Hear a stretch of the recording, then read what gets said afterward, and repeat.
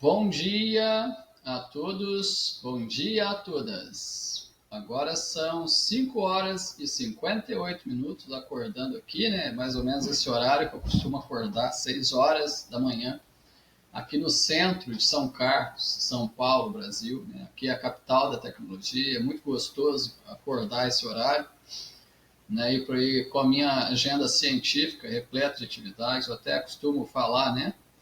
Eu, como o primeiro superdotado nível book do mundo, né, possuo uma agenda científica, né, 10, 20, talvez 30 vezes maior do que esses doutores e doutores em regime de dedicação exclusivos de universidades públicas brasileiras. Né? Eles dizem lá 40 horas semanais, nananana, que fazem orientação. Então, eles pegam meia dúzia de orientandas, não dão assistência devida, não cumprem as obrigações relativas a isso que eles chamam de orientação. Eu sozinho, ano passado, orientei 25. Eu cursando 10, eu vim com 10 cursos universitários, incluindo graduações, pós-graduações até mestrado, né? Com projeto para fundar a Universidade Online Aliança Sapiente, ainda dei conta de orientar 25, né, discente de MBAs, né, e todos aprovados. E doutora, que diz que trabalha 40 horas semanais, na verdade fica à toa, né, a maior parte do tempo. Né, trabalha sob a lei do mínimo esforço, ganha fortunas e fortunas para fazer nada, ou quase nada, né, comparado a mim. Né. E eu que faço, né, 10, 20, 30, faço muito mais, né, faço verdadeiro processo de orientação, não sou bem pago, né, não tenho todas as titulações que eu gostaria, não tenho todos os cargos que eu tenho, não recebo o valor justo que eu merecia. Se esses doutores estão recebendo 20 mil por mês para ficar 40 horas semanais, não é vagabundando, né? Mas é como se fosse. Comparado a mim, são tudo criança, menininho, não sabe trabalhar, são desocupados perto de mim. Né? Se comparar a agendinha de criança que esse povinho tem, com a agenda de cientista superdotado que eu tenho, né, o cientista de verdade sou eu, o orientador sou eu, o professor de verdade sou eu. Esse povo tem vínculo empregatício, tem lá cargo disso ou daquilo, recebe fortuna, mas não faz um milésimo do que eu faço. Então, na verdade, eu que deveria receber 50, 60, 70 mil por mês. Eu mereço, né? Pelo trabalho excelente. Olha para o meu currículo lá.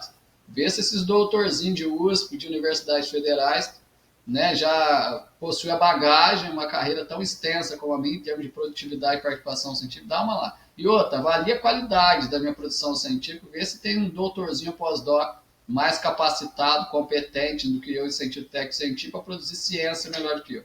Então, eu não respondo essa pergunta, eu não respondo perguntas retóricas. Eu deixo isso para que as pessoas, né, chequem, verifiquem as provas documentais e testemunhais e cada um por si só chegue às suas conclusões. Né? Quem sou eu para fazer a opinião de ninguém? Ninguém controla ninguém.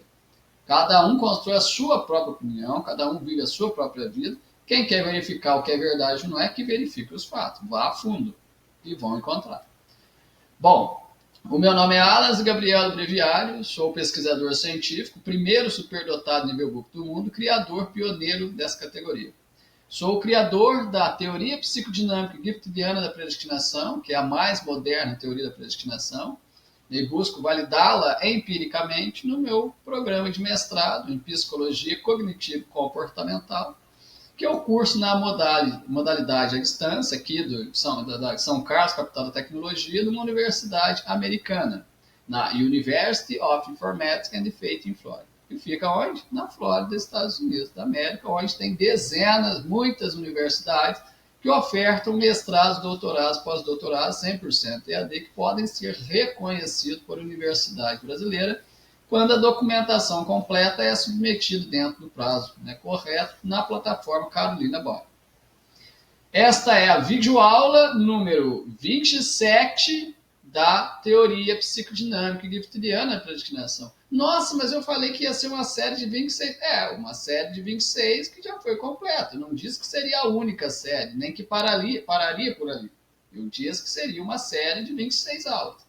Quem falou que teria só 26? No momento algum, diz que teria apenas 26. Diz que seria uma série de 26, que eu já gravei, estão todas no meu canal no YouTube, estão todas indexadas junto com meus cursos, né? de pós-graduação, de pós-graduações lato sensu, né, como oferta na Universidade Online Aliança Sapiens, tem um canal próprio, né, do ambiente virtual de ensino e aprendizagem, que está sendo construído direitinho, né, e no devido momento todos esses cursos estarão reconhecidos pelo MEC, inclusive após a primeira pós-graduação lato sensu do mundo em teoria psicodinâmica e vitoriana da predestinação, baseada nessa teoria que está em fase de andamento, na fase mais avançada possível nela. Bom, esta videoaula número 27, referente à pesquisa científica, 27, artigo científico, 27, embora apareça 51 aqui, mas essa numeração aqui é para outra finalidade. É 27 a numeração. Videoaula 27, artigo científico 27, pesquisa científica 27, do meu mestrado em Psicologia Cognitivo-Comportamental. Tem como título o tema Formação Pedagógica como Licenciatura Plena, Estágio Supervisionado Remoto e Validade Legal na Docência. É interessante notar que a legislação do MEC, as resoluções, etc., permitem não apenas estágios presenciais, né, supervisionados presenciais, em curso de licenciatura e formação pedagógica, mas também estágio supervisionado remoto. É isso que está sendo discutido aqui. O estágio supervisionado remoto para se concluir licenciaturas e formações pedagógicas que, segundo o MEC, são equivalentes a licenciaturas plenas. E qual a validade legal na docência de um estágio supervisionado remoto? É a mesma validade de um estágio supervisionado presencial? Isso é que será discutido aqui. E por que isso tem a ver com teoria psicodinâmica da predestinação? Porque a minha formação enquanto licenciado em ciências das religiões, principalmente, também sou licenciado em matemática agora, que é outra licenciatura que eu concluí esse ano.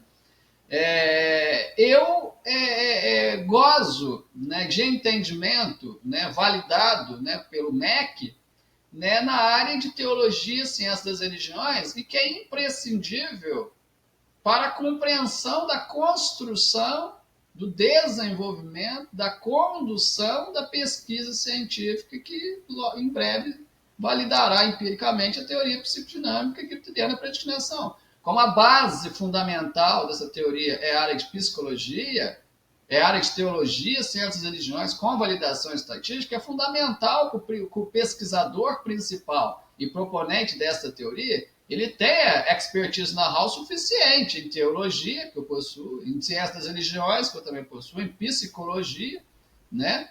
E análise estatística, lógico, eu vou conduzir todas as etapas, né? Eu sou o pesquisador principal dessa teoria já faz 15 anos, agora ela alcança a fase mais avançada, então é fundamental a comprovação de todo esse entendimento teórico, metodológico, empírico avançado em todas essas áreas integradas, para que o cara assuma a responsabilidade total e integral por tudo que está sendo dito, conduzido nessa pesquisa. Tá? E eu possuo. Então, falar da validade legal, né, do estágio supervisionado remoto que eu fiz, né, na minha licenciatura em matemática, bem como do estágio supervisionado presencial que eu fiz em ciências das religiões, e da validade legal da docência que eu tenho nas duas licenciaturas, é também aumentar a credibilidade na minha formação enquanto licenciado nessas duas áreas, é aumentar a credibilidade nessa teoria enquanto eu curso mestrado em Psicologia Cognitivo-Comportamental numa universidade americana, reconhecida, tá? E isso é aumentar minha credibilidade ao mencionar que eu tenho fundamentação estatística bem avançada por conta da minha longa trajetória. Um bacharelado em estatística incompleto não fiscal, né, vários MBAs na USP, né, nos quais, né, a base, né, matemática e estatística é avançada, a licenciatura em matemática me dá uma base matemática avançada, né, formação em ciências de dados, né, entender muito bem de programação, Google Colab, onde né, a gente, por meio da linguagem Python, a gente roda muitas análises, de todas as análises estatísticas que software estatístico faz, como SPSS, que é pago, R, Minitab, SAS, etc, etc, etc. Então, quer dizer, toda essa base, né, ferramental, né, me possibilita assumir, né, com maestria a condução dessa pesquisa do início ao fim de forma independente, sem necessidade de vinculação institucional ou mesmo de orientação. Esta pesquisa aborda a validade legal e científica do estágio supervisionado remoto na formação pedagógica e sua equivalência à licenciatura plena para bacharéis e tecnólogos. Contextualiza-se diante das recentes normativas do MEC que permitem a realização de estágio em modalidade não presencial, bem como nas das residências culturais e acadêmicas enfrentadas por essas formas alternativas de formação docente. A problemática centra-se na necessidade de comprovar a eficácia e legitimidade dessas modalidades diante de preconceitos e dúvidas sobre sua equivalência e qualidade. O objetivo principal dessa pesquisa foi analisar, com base em fundamentos legais, teóricos e empíricos, a legitimidade do estágio remoto e da formação pedagógica como licenciatura plena. A metodologia adotou o paradigma neoperspectivista giftidiano, que valoriza a pluralidade epistemológica e empregou teorias da educação, epistemologia do Sul, pedagogia crítica e sociocultural, associadas ao método hipotético dedutivo. A revisão bibliográfica e documental narrativa foi rigorosamente conduzida utilizando-se bases de dados como Cielo, Scopus, Web of Science e PubMed Medline, com descritores relacionados à formação docente, estágio remoto e equivalência pedagógica, analisando-se aproximadamente 120 trabalhos, 120 artigos científicos. Os principais achados confirmaram a equivalência legal e pedagógica das modalidades estudadas, ou seja, estágio, supervisionado remoto equivale ao estágio supervisionado presencial, tanto quanto uma formação, no curso de graduação, especialização, mestrado, doutorado, à distância equivale ao presencial. No caso de mestrado, doutorado e pós-doutorado cursado no exterior distante, precisa passar pelo reconhecimento de uma universidade brasileira, com documentação enviada pela Carolina Bori, para que se torne equivalente à mesma titulação de mestre, doutor, doutora, pós-doc, de brasileiros, de universidade brasileira. Os principais achados confirmaram essa equivalência legal e pedagógica das modalidades estudadas. Também, formação pedagógica equivale à licenciatura plena, evidenciando os impactos positivos na formação docente e identificando as resistências institucionais existentes. Conclui-se que o estágio remoto, quando supervisionado adequadamente, é eficaz e a formação pedagógica corresponde à licenciatura plena, apesar das limitações da pesquisa quanto à abrangência quantitativa e longitudinal. As contribuições incluem fundamentação teórica, metodológica e empírica que sustentam políticas inclusivas e ampliam o acesso à formação docente, agregando valor à área educacional e à sociedade. Importante frisar para a documentação da minha orientação espaço-temporal ao longo do tempo, que hoje é o dia 24 de julho de 2027, Aqui são exatamente 6 horas e 11 minutos, 13 minutos de vídeo, aqui na capital da tecnologia, e eu resido no centro de São Carlos, São Paulo, Brasil. Trazendo à tona questões dessa pesquisa. A questão norteadora principal que conduziu esta investigação científica foi: quais são os fundamentos filosóficos e epistemológicos que permitem identificar e justificar o aumento do nível... desculpa, não é essa daqui não. Eu acabei entrando numa outra pesquisa aqui. Eu estou falando dessa pesquisa aqui, desculpa. Dentro dessa pesquisa do estágio, Nessa pesquisa do estágio, a questão norteadora principal foi: como a formação pedagógica com estágio supervisionado remoto pode ser reconhecida como licenciatura plena válida e legalmente habilitada para a docência? Essa é a questão principal, a norteadora dessa pesquisa. Questões secundárias. Quais dispositivos legais validam a realização do estágio supervisionado remoto em curso de formação pedagógica? De que maneira os ambientes virtuais de aprendizagem podem ser reconhecidos como espaços legítimos de prática pedagógica? Como a equivalência da formação pedagógica à licenciatura plena está documentada e garantida legalmente? Que evidências científicas sustentam a eficácia formativa do estágio remoto na formação docente? Quais são os preconceitos acadêmicos enfrentados por egressos de formações pedagógicas não presenciais? Tudo isso é discutido aqui. Na fundamentação teórica, que é a seção número 2, eu apresento o referencial básico conceitual, apresento o referencial relacionado ao estado da arte e também apresento triangulação teórica da pesquisa. Seguido da fundamentação metodológica, na seção 3, que eu subdivido sempre, né, em eixo pilar epistemológico, eixo pilar lógico e eixo pilar técnico. Nos resultados de discussão da pesquisa. Seção 4.1 apresenta validação legal e científica da equivalência do estágio remoto ao presencial e da formação pedagógica à licenciatura plena. A análise da legislação vigente, em especial a Lei nº 9.394, de 96, que estabelece as diretrizes e bases da educação nacional, destaca em seu artigo 62, parágrafo 3º, a possibilidade de realização do estágio supervisionado em modalidade não presencial, desde que assegurada a qualidade e supervisão adequada. Complementando a portaria MEC número 2117/2019, autoriza expressamente que até 40% da carga horária do estágio obrigatório possa ser cumprida em ambiente virtual, ampliando as alternativas de formação sem prejuízo da validade acadêmica. A resolução do Conselho Nacional de Educação, CP número 2, de 2019, detalha que a prática pedagógica pode ocorrer em ambientes digitais, desde que garantida a supervisão qualificada e documentação rigorosa da atividade, o que reafirma a equivalência do estágio remoto ao presencial. A fundamentação jurídica é amparada por literatura contemporânea que valida as potencialidades da mediação tecnológica na formação docente. Ponto. Então é válido, viu? O estágio supervisionado remoto equivale ao estágio presencial. 4.2. Impactos pedagógicos e competências desenvolvidas no estágio supervisionado remoto. As habilidades, além das habilidades técnicas e reflexivas, né, o estágio remoto fortalece competências socioemocionais essenciais para a docência. Gerson et al., 2010, discute a importância da presença social e emocional no ambiente virtual para a aprendizagem eficaz, enquanto Wang et al., 2021, demonstra que o ensino remoto desenvolve a resiliência, né, empatia digital e colaboração entre pares. Essas competências alinham-se aos princípios humanistas de Rogers, 1993, e às teorias socioculturais de Vygotsky, 1962, que valoriza o contexto social e emocional na construção do conhecimento.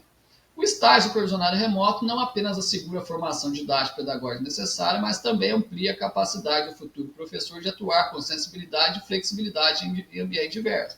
Destaca-se também o desenvolvimento de autonomia, disciplina, né, flexibilidade de agenda, né, o desenvolvimento, né, de habilidades essenciais para se autoprogramar, né, se autodisciplinar, se automotivar, né, habilidades também com o uso das tecnologias digitais de informação e comunicação tão necessárias, principalmente no período pós-pandêmico, né, em que reina, né, o mundo virtual sobre o mundo digital, né, tanto em ambiente educacional, laboral, forense, em todos os setores, né, da economia, né, todas as áreas, todas as organizações. Subseção 4.3. Percepções, aceitação e preconceitos na comunidade científica e acadêmica. A pesquisa identificou que, apesar do respaldo legal, né, e pedagógico consolidado, persistem resistência e preconceitos em relação ao estágio remoto e à formação pedagógica para bacharéis tecnólogos.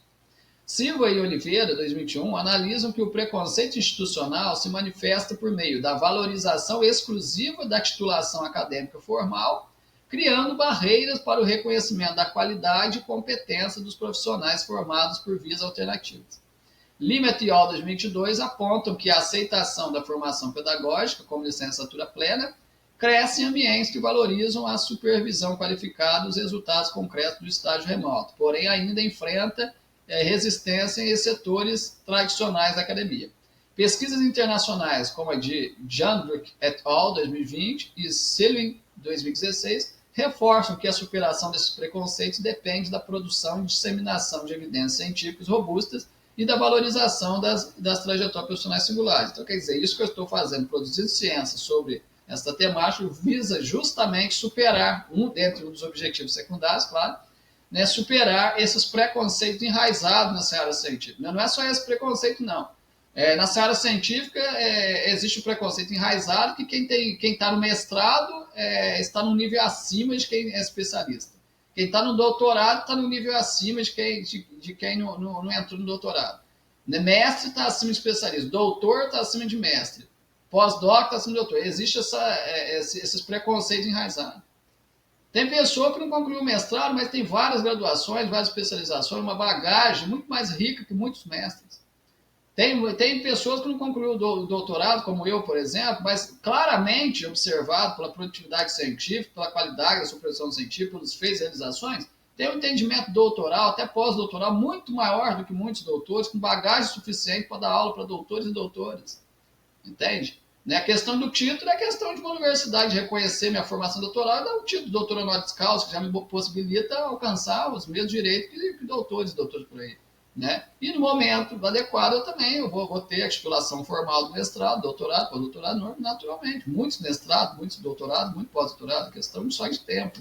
Oportunidade tem, capacidade eu tenho, eu vou conseguir também. Mas para ter o título de doutor nesse exato momento, qualquer universidade do Brasil do mundo que assistir esse vídeo, perceber no meu currículo lá, que toda a minha trajetória acadêmica profissional, que for honesto, for justo, falar, não, eu vou dar o título de doutor honoris causa para esse cientista que ele merece, pelos feitos, realizações, pelos avanços teóricos, metodológicos e empíricos trazidos para a sociedade, pelas contribuições que ele vem fazendo, ele merece ter o título de doutor honoris causa. Várias universidades do Brasil e do mundo podem fazer isso a qualquer momento. Mas eu viso romper com esses preconceitos enraizados. Tem muito doutor que passa lá a vida inteira em universidade, termina o doutorado, vai para uma empresa, lá na área dele, vai ter que entrar lá no chão de fábrica, que menininho não sabe trabalhar ainda, ele sabe a teoria e metodologia, mas e a prática? Não tem, vai ter que ir lá para o chão da fábrica. Diferente da gente, eu, por exemplo, com 23 anos no mercado de trabalho, 10 anos como escritor, 10 anos como cientista, uma carreira muito mais extensa e sólida que muitos doutores.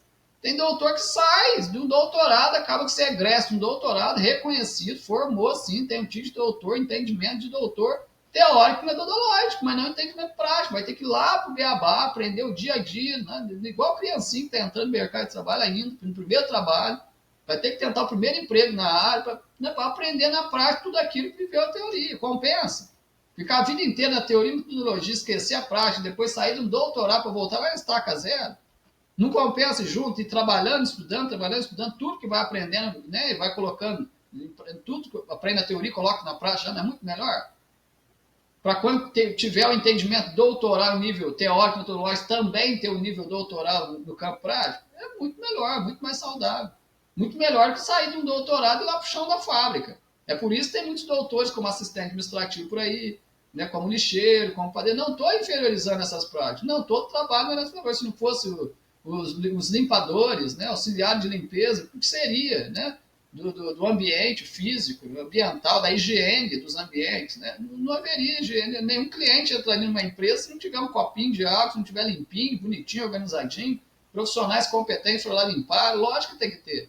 O que eu estou falando é que esses profissionais também, que estão lá na área de limpeza, estão lá atuando teoria, metodologia e prática, quando eles tiverem entendimento doutoral, claro, qualificações para ter uma remuneração maior, que é claro que exige cargos maiores, postos maiores, etc., funções de maior responsabilidade e tudo mais, que tenham formação teórica, metodológica e empírica no mesmo nível. No mesmo nível.